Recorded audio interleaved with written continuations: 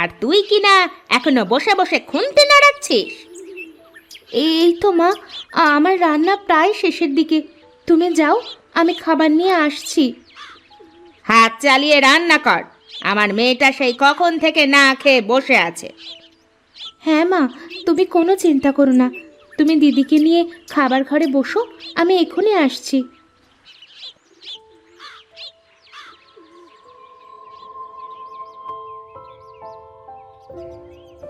এই নাও মা খাবার। শুধু খাবার দিলেই হবে? পানি আনবে কে শুনি? আমি আনছি মা, এক্ষুনি পানি। আসলে একসাথে ভাত তরকারি সব নিয়ে আসলাম তো, তাই পানি আনতে পারিনি।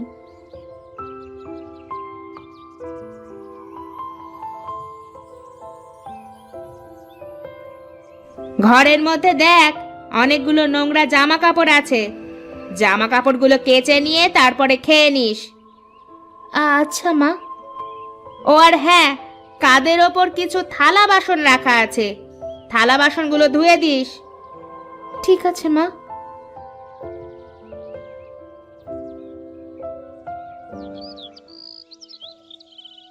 কি রে মা, তুই এত জামা কাপড় নিয়ে বসেছিস কেন?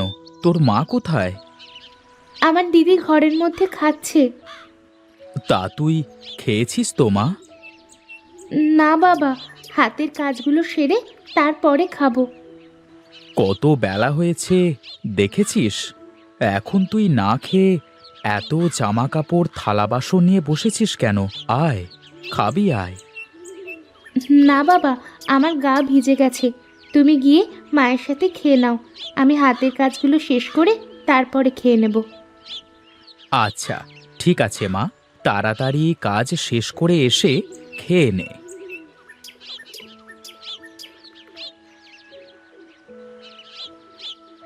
কি গো, তোমরা তো বসে বেশ খেয়ে নিচ্ছ, আর আমার ওই মা মরা বড় মেয়েটাকে দিয়ে এত খাটাখাটনি করাও কেন? কি এত খাটাখাটনি করানো হয়েছে শুনি? দিয়েছি তো কয়টা কাপড় কাচতে আর একটু থালা বাসন ধুতে। তা তোমার আর কি কাজ শুনি? এতটুকু কাজ তো নিজেও করতে পারো। আমার ওইটুকু বাচ্চা মেয়েকে দিয়ে এত খাটাখাটনি করাও কেন? আচ্ছা, আমার বড় ভুল হয়ে গেছে।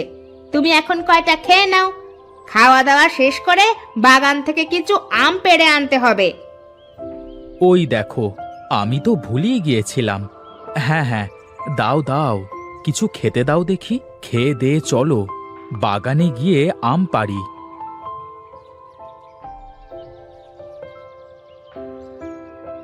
এই গাছগুলো আমার বাবা নিজের হাতে লাগিয়েছিলেন।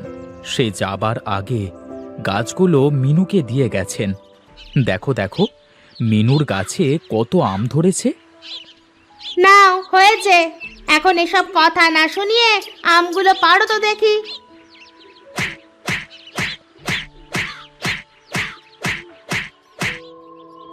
আমার মা মরা মেয়েটা আম খেতে খুব ভালোবাসে। আমগুলো বাড়ি নিয়ে গিয়ে ওকে কিছু আম কেটে খেতে দিও। হ্যাঁ, দেবো দেবো। এখন চলো, বাড়িতে চলো। তুমি আমের ঝাঁকাটা মাথায় করো, আর আমি ঠুসি দিচ্ছি।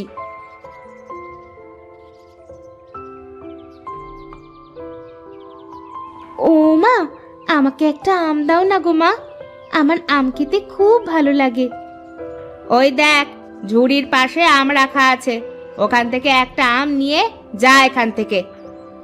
ঝুড়ির ভিতর কত ভালো ভালো আম রাখা আছে, ওখান থেকে একটা দাও না মা, নিচের আমগুলো তো নষ্ট আম।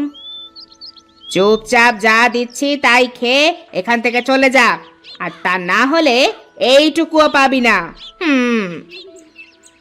মা মা, আমাকে আম দাও। হ্যাঁ মা, এক্ষুনি দিচ্ছি।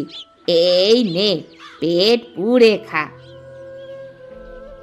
তুমি আমাকে ছেড়ে কেন চলে গেলে মা? তুমি আমাকে কত ভালোবাসতে, আদর করে খাইয়ে দিতে। তোমার কথা আমার বড্ড মনে পড়ে মা। আমার সৎ মা আমাকে একটুও ভালোবাসে না, আমার উপর অনেক অত্যাচার করে।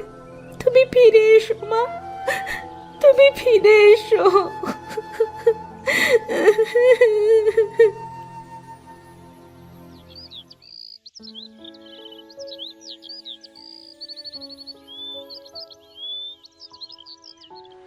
আমগুলো মেঝেতে এভাবে ছড়িয়ে রেখেছে কে?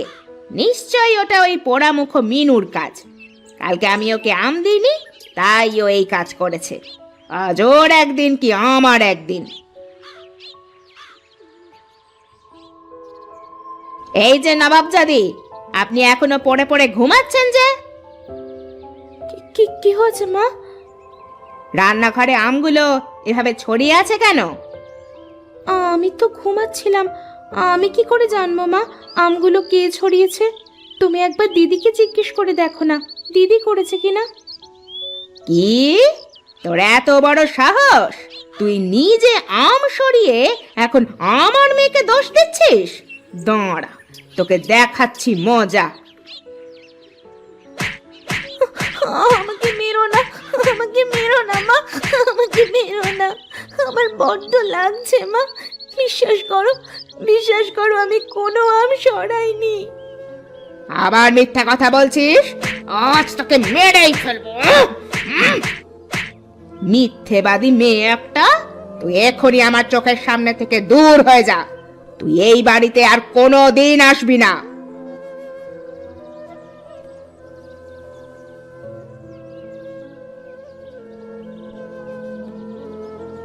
না, আমি আর হাঁটতে পারছি না। যাই, ওই গাছের ছায়াটায় গিয়ে বসি।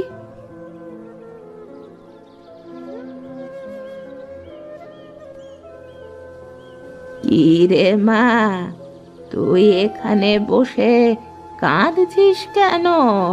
তোকে তো আগে এখানে দেখিনি।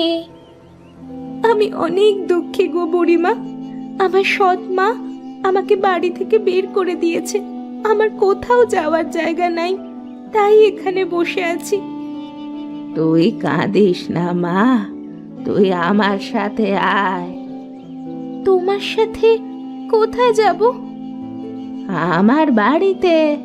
এখন সন্ধ্যা হয়ে গেছে, এই রাস্তাটা একদমই ভালো না। এই পাশেই আমার বাড়ি, তুই আমার সাথে আমার বাড়িতে থাকবি, চল।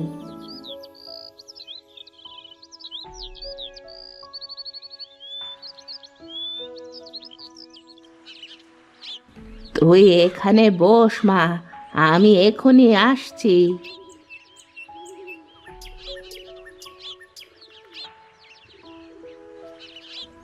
এই নে মা, এই আমগুলো খা। এগুলো আমার নিজের গাছের আম।